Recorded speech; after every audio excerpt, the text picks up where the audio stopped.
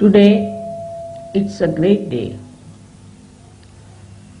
that you are here to worship your Guru in the realm of the heart of the universe. If we can do that in our domain of the heart, we don't have to do anything else.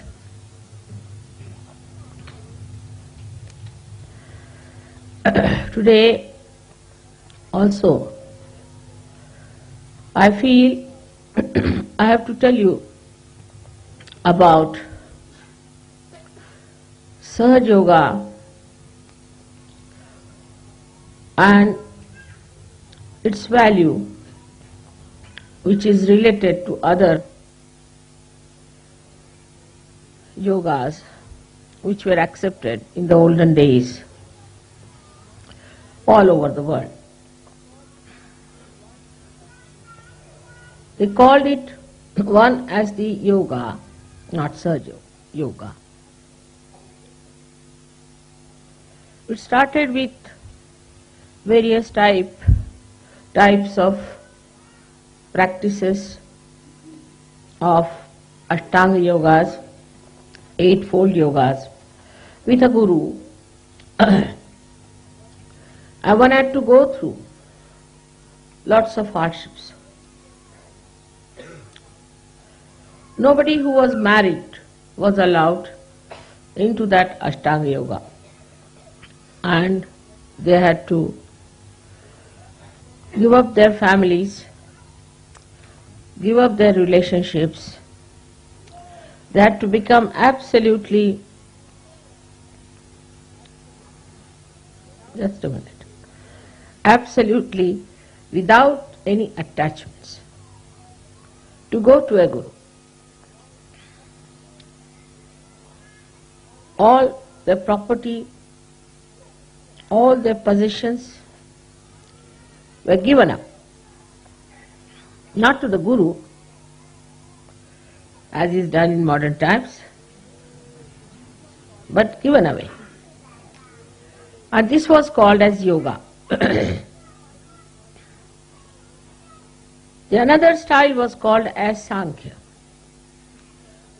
Sankhya is where all your life you have to gather things with detachment and then to distribute them completely.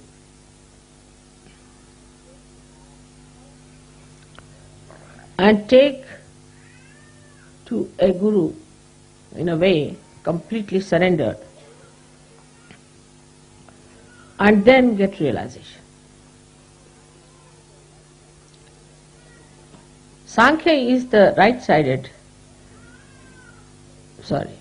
Sankhya was the left-sided behavior. And the yoga was the right-sided. Where the Gayatri mantra was used was the Sankhya. Because they were left-sided, they used to use Gayatri mantra. They went so much to the left side,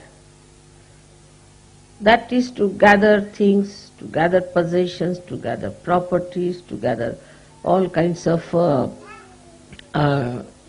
friends and relations and societies, that they were afraid that they may be completely lost into all those things. They would go to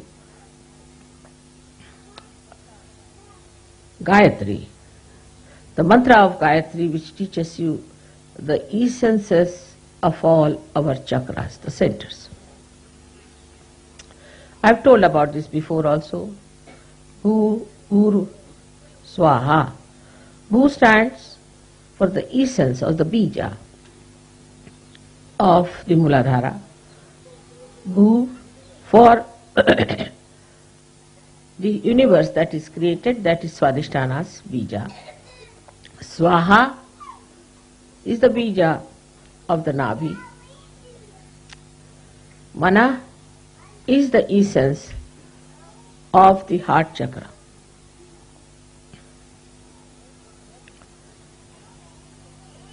Then Jana is the people, collectivity, is the essence or the bija of the Vishuddhi chakra. Then Tapa is the one where you go into tapasya, into renunciation, into hardships. Is the essence of the Agya chakra. And then the Satya is the truth, is the essence of the Sahasrara. Not the truth that we think as truth, but the truth that is expressed in our central nervous system.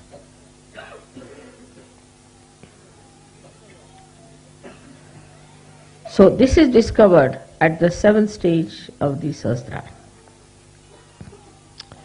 So the people who did Sankhya were sort of not so much respected as spiritual people, because they thought these are all involved into worldly things and worldly possessions and worldly happenings.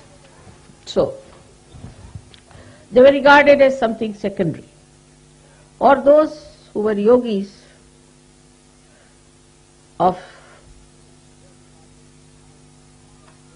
the gurus were regarded higher, because they had already given up everything and they have gone to a guru, giving up all the things that they have. But here, these gurus had a problem within themselves, because they found that those who came to them gave up everything, no doubt, but still there was lurking attachments. In their own ashramas they found these people had their own attachments to things. Though outwardly they had given up, but inside they had not.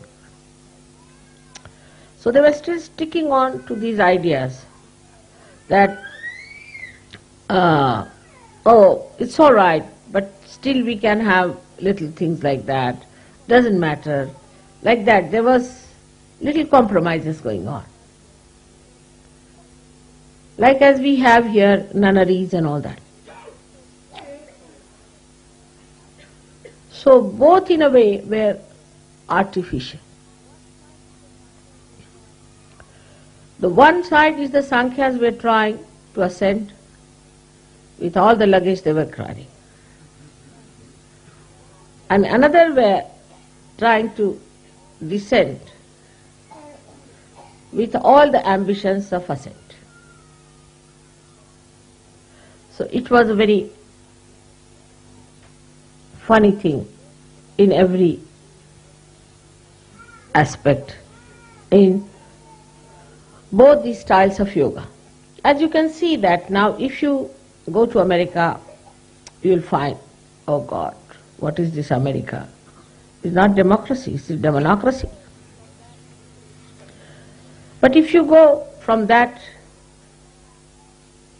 in the realm of another country like Russia, you find, what is this? You are working here under complete pressures and fears. But as soon as a Russian comes out of that country, he can become worse than an American. So what is this? One theory works here, another theory works there. So which is the theory that is all right? Same you find about religion. Say a religion which believes in many gods like the Hindus, they are also believing now into the bhoots. And they are also following the path of possessions. If you go to a temple, every temple has got a nice arrangement for you to get possessed. or even a church or a mosque, where God has to decide, you find suddenly you get attacked and you come out absolutely puzzled about yourself, ending up into lunatic asylums. So what sort of worshipping places are these, where you go to find God and you get the horrible satanic forces acting on you? That's why in the modern times people have become so very confused.